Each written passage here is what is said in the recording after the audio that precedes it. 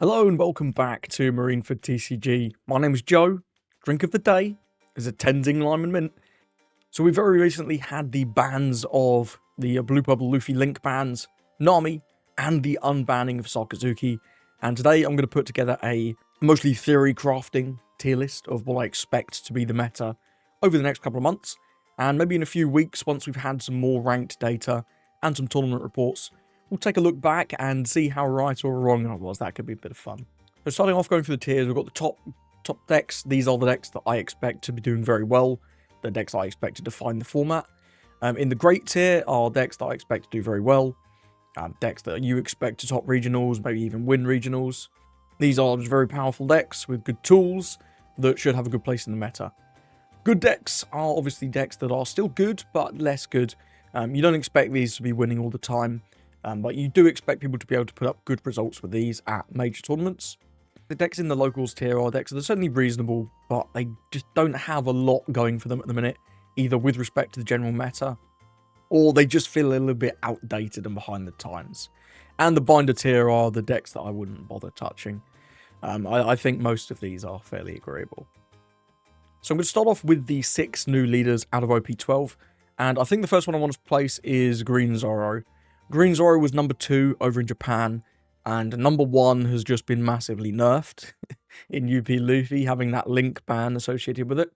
So I really do think Green Zoro is poised to potentially just be the top deck of our OP12 format. It's also a fairly simple deck to at least play to a fairly high level, so I think you will start seeing this deck do well immediately, and that is reflected in the day 1 ranked data. This guy has a really good win rate. And into a lot of the popular decks, things like GP, things like the New Age UP builds, and even the removal decks, Zoro doesn't have a particularly bad time. But I still think Zoro is going to do incredibly well this format. It's not had any nerfs associated with it, which a lot of people expected. Maybe Hody Jones would get banned. Zoro already wasn't always playing Hody, but the fact that you still have the choice to put Hody in your Zoro deck is obviously very nice. And I really just do expect Zoro to do well. It's a simple deck, people love Zoro, people will be playing this deck, and I mean, we've seen its success in Japan. Next up, I want to talk about Kuzan. I think Kuzan is going to be a great deck. Kuzan is fairly straightforward in its core game plan. You want to play Cavendish on 4, Kuzan on 6, and Garp on 8. The game plan is just pretty good. Kuzan also completely unaffected by the ban list, and one of its tougher matchups in UP Luffy getting nerfed, obviously very good for Kuzan. Kuzan, actually one of the decks that has a fairly favourable matchup into Zoro. Not super winning, but I would say winning for Kuzan. And also has room to put in techs for the removal decks like Sakazuki and Lucci. You can play the 1-cost Rosie, you can play the 4-cost Sabo. And that one's just a 2k, so if those removal decks do become very prominent, Kuzan has the answers that he can choose to put in for those. According to the rank data, also has a pretty good matchup into Rayleigh. When I first started playing Kuzan, I was struggling a little bit into Rayleigh, but as I've sort of played more Kuzan, I do think that matchup's not as bad now, now that I'm more experienced with it. So I generally agree with that. I think Kuzan is poised to be a very good deck this meta. Probably not as good as the top decks. The overall power ceiling, I think, is a little lower with Kuzan, but he's still really good. You spam out a load of 8k bodies, and you have so many cards to defend your life that you can actually stay pretty healthy into the matchups where that matters. So I do expect Kuzan to do pretty well this format. Unfortunately for Rosinante, I don't think he's going to do very well this format. I'm going to put Rosinante in the locals tier, especially until we get that promo lore, the 4-cost blocker one, the purple one. Once we get that guy, maybe he could be good, but without that card, this deck really feels half-baked. And you know what promos are like in the West. I don't know when we're getting this. If you know when we're getting the promo lore, let us know in the comments. This guy might be good enough to rise to good once we get the lore, but he's just missing something. And it's a real shame because I really like the design of the leader, but it's just not good enough. Next up, Sanji. I think Sanji will be good. We did see Sanji get a couple tops over in Japan. I think the deck is definitely still missing something. It's also a fairly difficult deck to play. There's a lot of moving parts for doing a lot of things every turn. So, whilst I think there may be a good few people playing Sanji, I think the amount of good Sanji players will be pretty low, just because of the difficulty of the deck. One thing to note is Sanji has, obviously, very good in-baked anti-removal properties. In the 3-cast, You just can't get rid of it. It's just there. So if we do develop into a removal meta, I could see Sanji definitely rise up into Great to counter the meta. But for now, with a lot of Zoro, Zoro's a really bad matchup for Sanji. And Rayleigh's not particularly good either. Because you are, whilst you do have a lot of counter events, you are a 4-life leader. And you don't have great removal for Rayleigh stuff. You can play Culverins and Birth Bursts. But those are fairly expensive cards. So I do expect Sanji to probably make a couple tops here and there. But I just don't think he's going to be as good as these other leaders. Next up, we'll talk about Rayleigh. I think Rayleigh's going to be great. So Rayleigh was a top deck in Japan, without a doubt. But Blue Purple Luffy was one of his better matchups. And Sakazuki coming back is not going to be good for Rayleigh. More removal in the format is not something that Rayleigh is going to appreciate. And Sakazuki having access to Murakumo, as well as easy reduction for things like Hound Blaze, and particularly bottom decking like the 3-cost Sanji. We don't even get the on-KO, so that's pretty upsetting. Sakazuki also has access to playing Gion, which is really annoying for Rayleigh if they do decide to tech Gion. Because Rayleigh's 2k counters, they're all events. So when you use one, Gion says, bottom of card. Stop there, sir. So I do think the Saka matchup is going to be pretty difficult for Rayleigh. The deck's still very powerful. The deck's definitely still going to top. It's still going to be a great deck. But I think the meta has just shifted a little bit away from Rayleigh. And the final leader is Koala. And Koala I'm a little bit unsure on because Koala's one of their worst matchups was UP Luffy. Like, that matchup sucks. Even though your leader effect, in theory, makes them take life, it just doesn't matter because they can go to 0 and just sit there behind like a Kata blocker or an army blocker. With about 4 Don open, and there is nothing you could do as Koala. You were just kind of sitting there going, shit, I'm screwed. So I think whilst so I think the removal of the UP matchup will make Koala better than she did in the East, because she did horrifically in the East. Like, I'd put her in locals if it was just based on Eastern performance. But I think the removal of that and bringing back Sakazuki, all of Koala's stuff is 8 cost. That's going to be fairly hard to remove, especially if it's like a dragon into a Kuma. That's 2 8 costs on the rate on turn. That's not easy for Sakazuki to remove both. And if you can start developing bodies and force them to take their own life when they play out Rebecca's, I mean, that's pretty good. Denying Rebecca is just very good into the black decks. So I do expect Koala to do better than she did in the East, but I'm just not convinced she's going to be hanging with the big dogs in any way. But we'll see. I have good hopes for Koala, and I will be revisiting her soon. Let's blitz through a few now. Red Zoro. I think Red Zoro is just a bit outdated. Rayleigh feels kind of just like better Red Zoro, but Red Zoro does still have much better use of the animal package. So if you want to play an animal package deck, you're probably best off with Zoro. I'm sure we'll see a couple of Red Zoro tops, but I just don't think the deck is going to be as good as Rayleigh, so I'll put it 1 tier below. And I'm going to put green-red Law in the same place. There's a handful of people that are really good at this deck. We have a couple in the EU, but this deck's giga hard, man. This deck is very, very hard to play, and the value that you get out of this deck gets lower every set, as he has not really had any great new tools since, like, Cavendish. Yeah, and also Sakazuki returning is going to be miserable for Law. You are relying on 1 costs, and Sakazuki's incredible getting rid of 1 costs. Doflamingo. I think Doflamingo could come back a little bit. Like, UP Luffy being gone, like, in my mind, UP Luffy was one of the things that held this deck back a bit. I think GP is still going to be tough, and GP is still going to be very prevalent, don't get me wrong. But I wouldn't be surprised to see Doflamingo come back just a smidge. I don't think he's going to be anywhere above good, and this would probably be one of the lower ranked decks in good. But it feels a bit harsh to put him in locals. They should have brought back that Jimbo, though, man. Jimbo should have been unbanned, and then maybe he could have been a great deck again, but hey, for now, I think Doflamingo could still be in good. Although, yeah, still without Jinbei, it's a rough time. Whitebeard, where's the Jonathan Chow tier? I guess I'll put him in great. JCM will top with Whitebeard. I doubt anyone else will. But, I don't know where to put this. I'll put this in good, because nobody else is going to top with Whitebeard. But JCM will. Whatever region he goes to, he'll take Whitebeard and he'll top with it. Moving on to Bellow Betty. Wow, this deck fell off. With the removal of, with the significant nerf of UP Luffy and the introduction of Green Zoro, Betty was not doing very well in the East. It's between top of good and bottom of great for me with Betty. I think I'll put her in good. Just losing one of your best matchups in UP That's tough. And Betty was already not doing very well in the East because of Green Zoro. Zoro being able to just rest your board and play board the whole game before Betty got a chance to attack with their characters is pretty miserable. Also, the return of Sakazuki is probably not going to be great. Betty's struggled into removal in the past. And while Saka does only have 4 life, he still has a lot of removal. So I think that'll be a rough matchup for Betty. Rayleigh is going to out-aggro Betty as well. That's going to be another tricky matchup.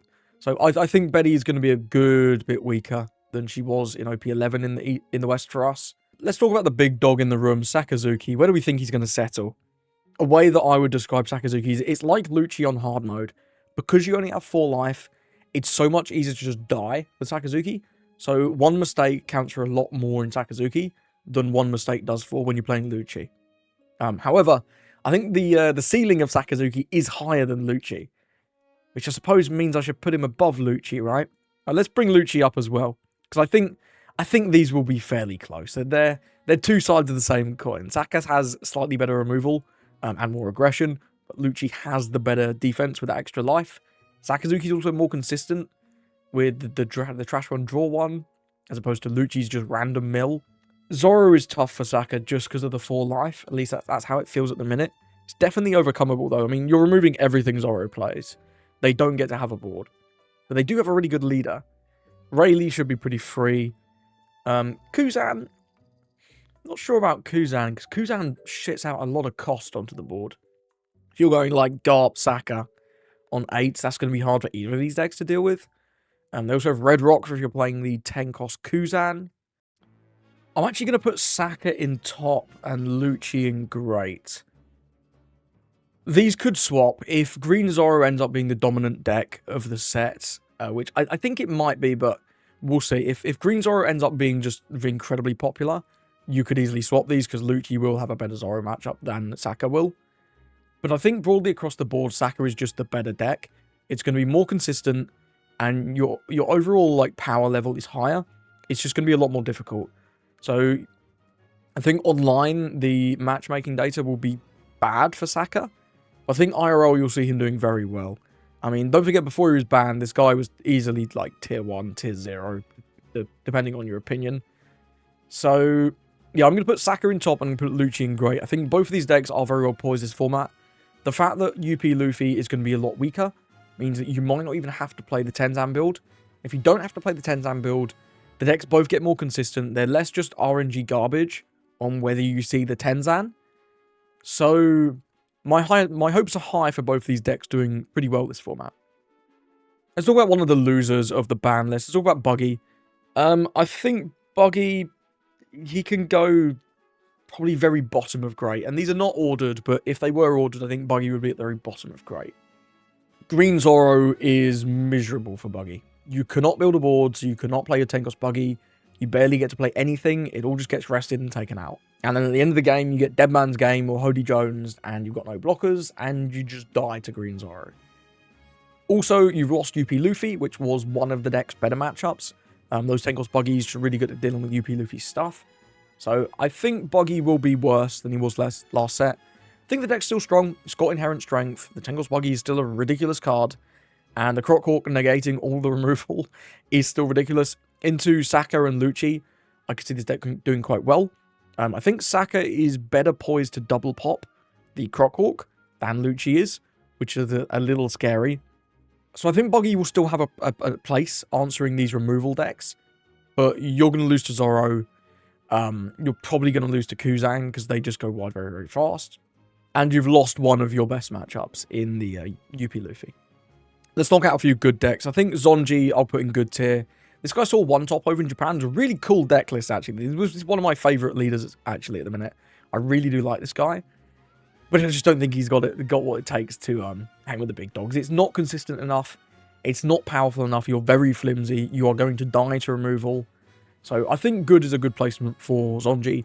Definitely has power, but it's really nothing too crazy. And let's put a few more of these Luffys in here as well. I think BY has had one top. When we get to PRBO2, maybe this guy will do a little bit better with that ace, that new 5-cost ace. But for now, I think good is fine. The deck can definitely top. We've seen that in the West. But it's just not consistent. Since the loss of Moria, this deck's still been in its death spiral. Red Purple Luffy, I think I'm also going to put in this tier. This would probably be nearer the... Maybe we should organize these roughly. Yeah, I think this can go nearer the top. I think Sanji can as well. Let's put Dofi near the bottom. RG Law near the bottom. Zoro near the bottom. Whitebeard doesn't really matter. It's just a Chow deck. I think something like this is fine. Yeah, I think something like this, order-wise, is fine. We'll organise the top decks when we get when we've filled out the tier list. But yeah, Red Purple Luffy I think is a little bit better.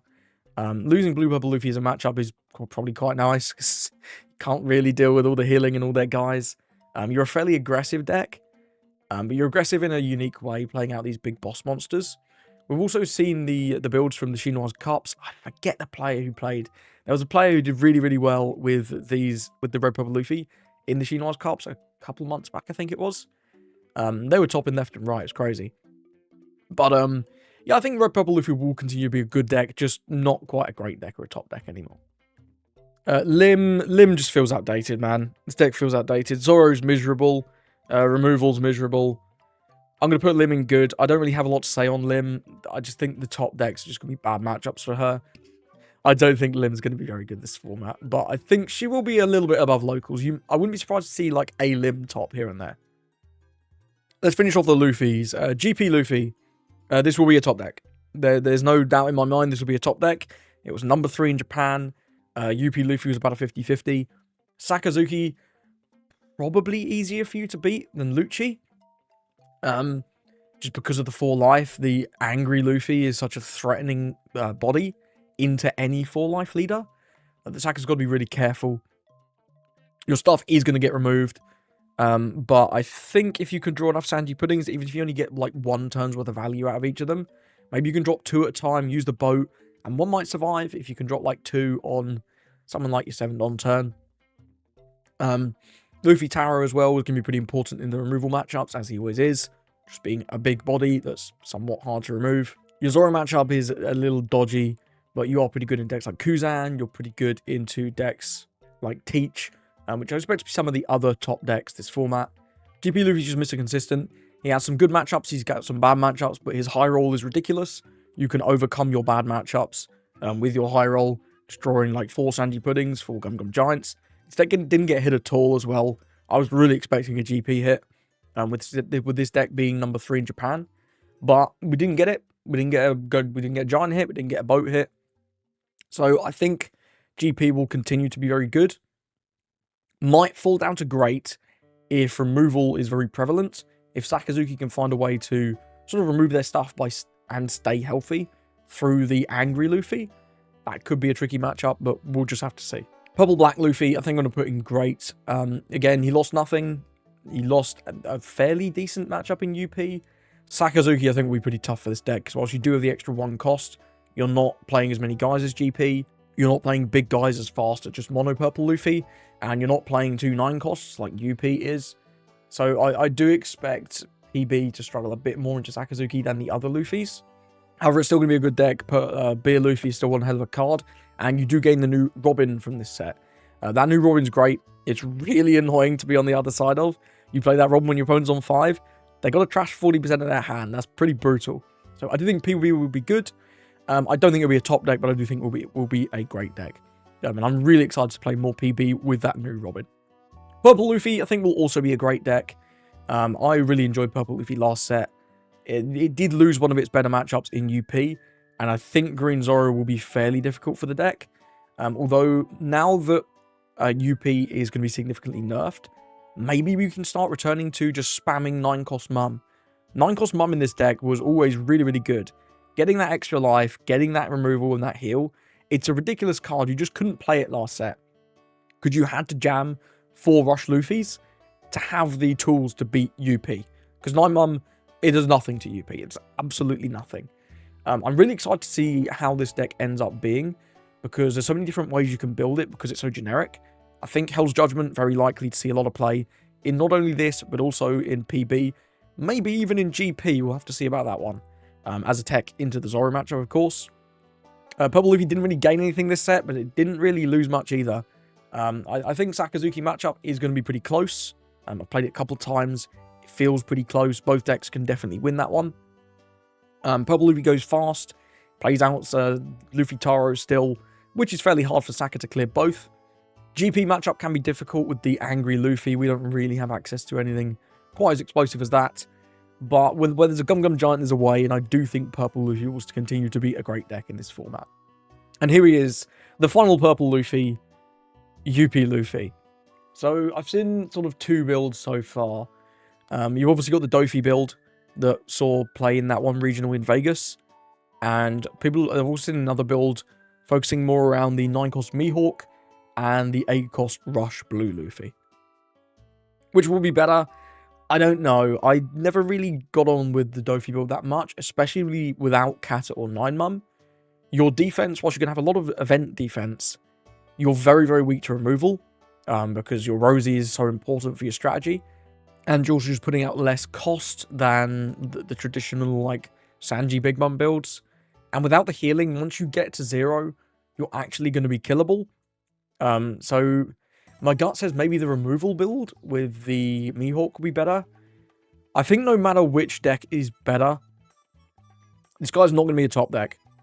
But will he be great or will he be good? I think he'll still be great. He could be good. I don't have enough experience with this deck to properly rank it. He's definitely not going to be a top deck anymore. But I think... yeah, I think great or good for this guy. Hard to rank. I'm not played enough. I've played a few games with both the builds, but... yeah, I'm not sure yet. He's been doing fairly well in the ranked data. Although it is a small sample size, so we'll see. Time will tell on UP Luffy, but for now, I'm going to put him in great. One deck that I'm pretty hot on at the moment is Enel, and I'm going to put Enel in great. I think among the top decks, your Zoro matchup is very good for Enel. It's really hard for them to develop a board because your removal is very good. And if they only have 2, maybe 3 swings, then it's hard for them to kill you because, of course, your leader effect. You're going to be healing every turn. You're going to be removing their stuff. It's just hard for them to break through. And they will run out of cards fairly quickly. Zoro doesn't really have card draw. The removal matchups are playable. Both players can win. It's just going to depend on the skill of the players. Kuzan is a tough matchup just because of the amount of bodies they can shit out with the Garps. But losing UP Luffy as a significant matchup is really big. Because UP Luffy was miserable for Enel. There was nothing you could do. And it's the same for all the other like big guy decks. Like decks like Shanks, decks like Kuzan, decks like UP Luffy that just play lots and lots of big guys. There's not a lot you can do. You don't have Rego anymore. So that's why Enel saw very limited play last set. But I actually think he will come back this set. Which is going to be scary for some people, I'm sure. But I'm pretty high on Enel. I have high hopes for him. I hope he doesn't disappoint me. Just beating Zoro and Rayleigh at a baseline is like a great start. My boy Shanks. Maybe this is my Shanks bias coming through. But I'm going to put Shanks in top. When you look at the matchmaking data for Shanks, it's all pretty green. The only sort of bad matchups are well, UP Luffy, but we knew that, and he's going to be less popular. Yellow Kid is a weird one, but that matchup has always felt pretty bad for Shanks. You lose all your life. He's got a ton of blockers that you can't really remove easily. That one's pretty difficult. And Green Zoro, but I just think Green Zoro is not that bad. If you tech for Green Zoro, with things like the new 4-drop Shanks, and maybe even some power down events, the 9-cost Shanks that buffs you up to 7k, the tank Shanks, as some people call it, is really good for that matchup, because it's really hard for them to kill you, and they play that Mihawk on 8s. They love to play the Mihawk. So you can then answer with the Shanks, go to 7, and you're pretty unkillable. And the power down persisting on their leader for the whole turn through however many swings they do, I think is pretty good. Removal, you've got builds that can answer removal. If you play removal of your own, like Rayleigh, to sort of chew through the Rebeccas and Kuzans, you can definitely beat removal. Especially Saka, because he does only have 4 life. Lucci is a bit more difficult, I will say. But Saka only having the 4 life does make it a lot more playable for Shanks. If there's a lot of Lucci, that might be tougher. Blackbeard is bad. Blackbeard is bad. I don't know how prominent Blackbeard will be with Green Zoro and GP as some of those popular decks. Like, both those decks are pretty good into Blackbeard. I could see Shanks going down to great, depending on what the meta ends up being. If there's a lot of Blackbeard and a lot of Lucci, he's going to have a tougher time. But if there's a lot of Zoro and a lot of, like, GP, maybe a lot of Rayleigh, Rayleigh's a playable matchup, I could see Shanks doing pretty well. Yamato, I'm going to put in good. I think... we ranked good, didn't we? I'll put Yamato about here. I think Yamato's going to have a little bit of a tougher time dealing with Green Zoro especially. Like, they don't really care about your double attack. They're not really easy to just chew through immediately. And losing UP Luffy as one of your better matchups is going to suck a little bit for Yamato players. But I think the deck is still pretty good. It doesn't really gain anything from the new set, but it doesn't really lose anything either. Sakazuki should be much more playable than Lucci, just because of the 4 life. So I think Yamato, last set I'd have probably put at the bottom of great. This set I'm going to put near the top of good. I think that will be fine. I wouldn't be surprised to see the deck top here and there, but I think it will be a good bit weaker than last set, just similar to Bello Betty, really. Let's knock out a few more good decks. I think Reiju is still fine. The deck is not bad. I'll probably put Reiju with Sandy. That's thematic, right?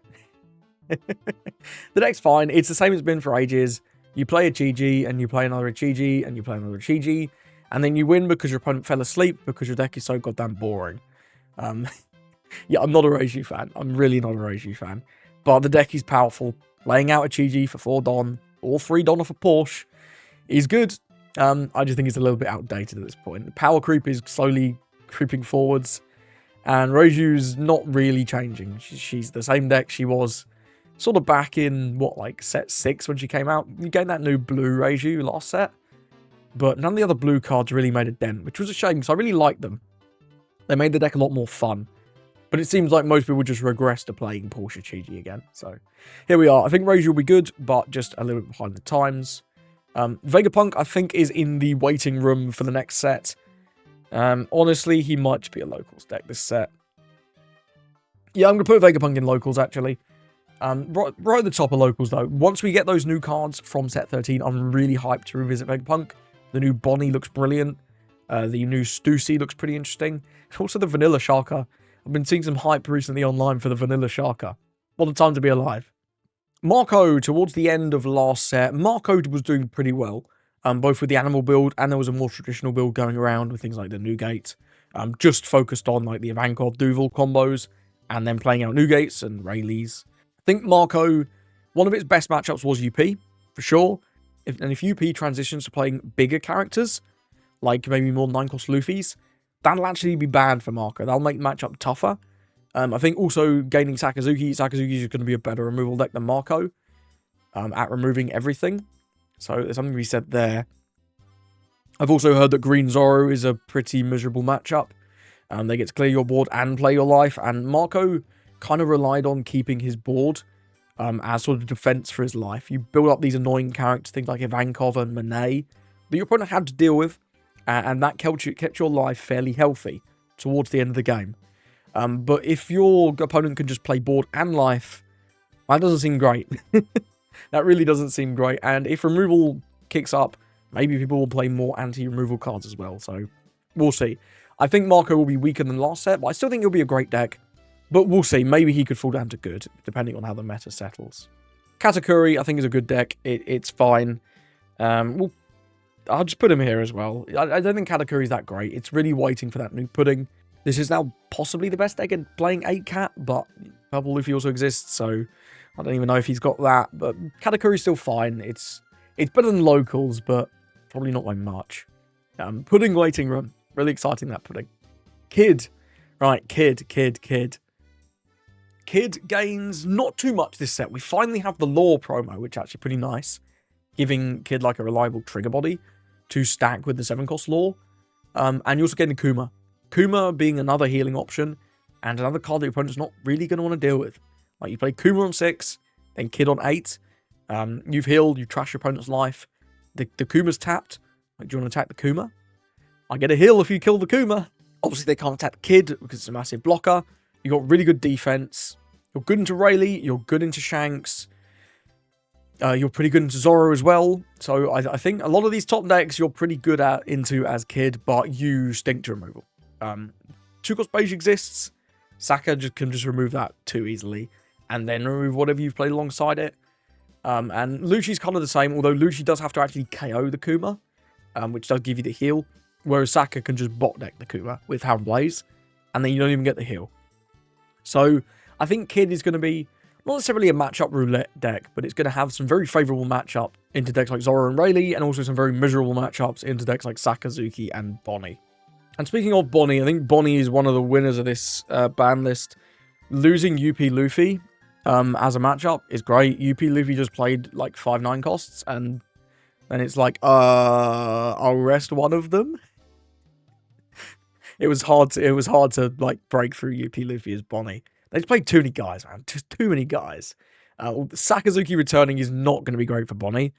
Bonnie has notoriously hated removal since like day one. So having Saka back in the format, it's not great. If Shanks starts seeing a lot of play again, that's also not great. But into decks like GP, you're pretty good. You're pretty fine with Zoro as well. None of these matchups are like Giga winning, but they're all pretty good. So stuff like Kuzan as well, you're pretty reasonable into Kuzan. It's really hard for them to break through Kid, because they can't Red Rocket because of the stupid 3-cost Tashigi. And they just can't hit through it because it's 8k and all their stuff's at 8k. They've got nothing that's really over 8k that can just do a big powerful swing. So I expect Bonnie to do quite well, although it must be said, if the meta does devolve into a lot of removal with a lot of Sakazuki and a lot of Shanks, Bonnie could easily fall out of the top tier. And I think when we go through and rank these, this will probably be the bottom deck of the top tier for me. Although I still think the deck is very powerful and has some really good matchups. Calgara. This one's a little bit of an unknown, because he's gained some nice little buffs from this set, you know. That 5-cost Calgara, he's a really good card. And some of the vanillas as well, and they just seek to increase your consistency. Where's he going to go, though? I'm going to put him at the bottom of great. I've hoped for Calgara. We saw Calgara top in OP11, and at this format, it should be better. You've gained the new 2-cost Shirahoshi as well, which can actually protect itself, so it will be a little harder for removal decks to answer you than it might have been before. And like I say, that new 5-cost Calgara, if that guy gets to stick around, that guy's crazy. That guy's a really good card. I don't think he's going to be doing anything too game-breaking, but having access to new 2-cost Shirahoshi alongside those new Shandians gives me hope for this guy at least, but we'll have to see. This could easily just end up being good with something like Sanji. Red-Green Smoker, I'm also going to put in great. This deck gains some really nice new stuff from the new set. The Mihawk and the Slash engine are really good in Smoker. Waterfall as well as Spider's Web, both really great for your defense. I think this deck will not really appreciate removal. If you don't see that Tashigi, you're just getting absolutely munched on by like Sakazuki and Lucci. And the Tashigi is only single searchable if you are running the Slash Searcher, because you're not going to be running the Kujaku anymore. And the fact that Koshiro only protects from KO, and not just removal in general, obviously means that Saka can Hound Blaze your 5-cost Smoker if you just play Koshiro. So you really are going to be reliant on seeing that Tashigi.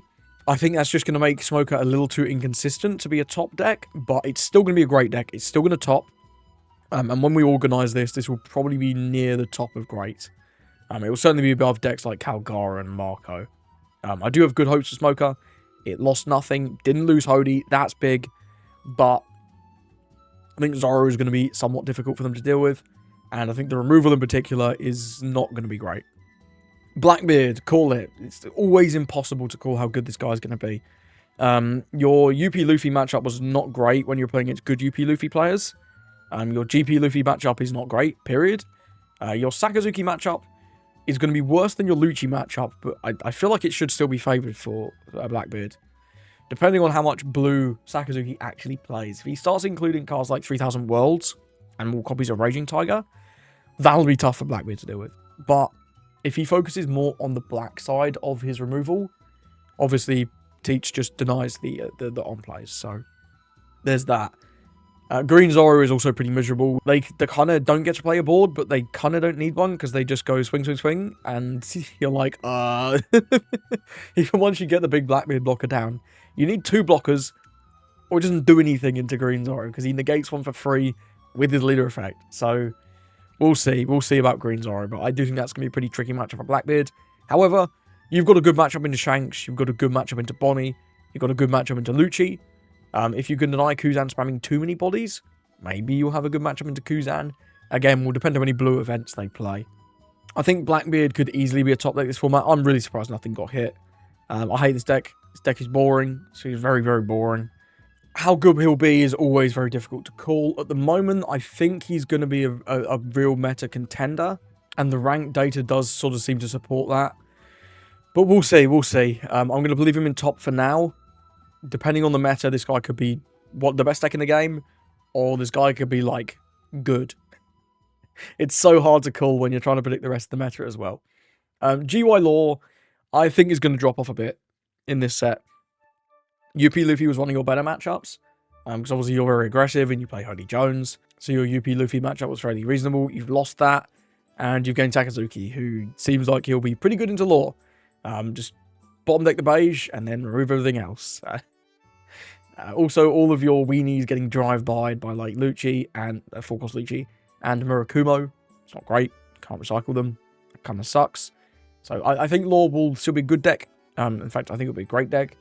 But it's not going to be as good as it was last set. We already saw that in Japan. Zoro as well is another difficult matchup. Like, you're relying on blockers, and Zoro just says, no blockers. No blockers allowed. I'll rest them or I'll swing through them. So, yeah, I'm going to put Law here. We'll reorder these top cover tiers at the end. Kobe, we'll put in good. PRB waiting room again. I'll put him here. You can go with BY Luffy. They're in the PRB waiting room. That 4-cost Kobe, though, that's hype. And Nami, finally Nami. Nami, one of her worst matchups was UP Luffy, no doubt. Doesn't particularly like removal, but you can be pretty aggressive with a Nami. And are we going to rank with consideration to the Odin from the Ace Gate deck? I think if you're including the Odin from the Ace Gate deck, this is going to be a great deck. Because that Odin just can't be removed. You can, every single time they remove it, you can just trash 2 cards. It's not once per turn. And then it attacks twice. So I think building your deck around the Wano engine that we've seen get developed more and more and more with the blue and yellow, with that Odin, and then again, once we get to PRBO2, you get the Marco, who's pretty cool. So I think Wano Nami, I have very high hopes for. Will it be a top deck? I'm not quite so sure. It's just very untested. It's hard to put essentially a brand new deck in top, because we've not seen this deck with the Odin yet. And we've been waiting that Odin for so goddamn long, by the way, man. Feels bad for the Nami enjoyers. But, yeah, in Japan, we did see Nami get a couple of tops with the Odin. And it does look to really buff up the deck significantly. So I think for that, I will put in great. And let's reorganize these tiers. Yeah, I think I'm happy with that. I think I'm happy with that for these top 2 tiers. I do think Green Zoro is going to be the best deck in the game. I mean, just looking at the Japanese results, looking at the early online results, and he's so easy to play. So many people are going to do well with this deck because your opponent's working harder than you. And if you've got the easier deck, and don't get me wrong, I'm not saying this deck is like brain off. There's tough decisions you've got to make in this deck. The good Zoro players will really separate themselves from average Zoro players. However, there's definitely no secret that anyone can pick up this deck and do pretty well with it. As opposed to like a Sakazuki, where like a new Sakazuki player and an experienced Sakazuki player, that's like a Grand Canyon of difference. Zoro is definitely one of the easier decks. And I think that will result in him seeing more success as well. But we'll see. This is my tier list. If you disagree, let me know in the comments. I'm sure you do. So let me know what your tier list looks like. Is there anyone I've ranked too low in the locals or binder tiers that you think is a top deck? Is there anyone that I put in the top deck that you just don't believe in? Thank you for watching, and I hope you have a lovely rest of your day.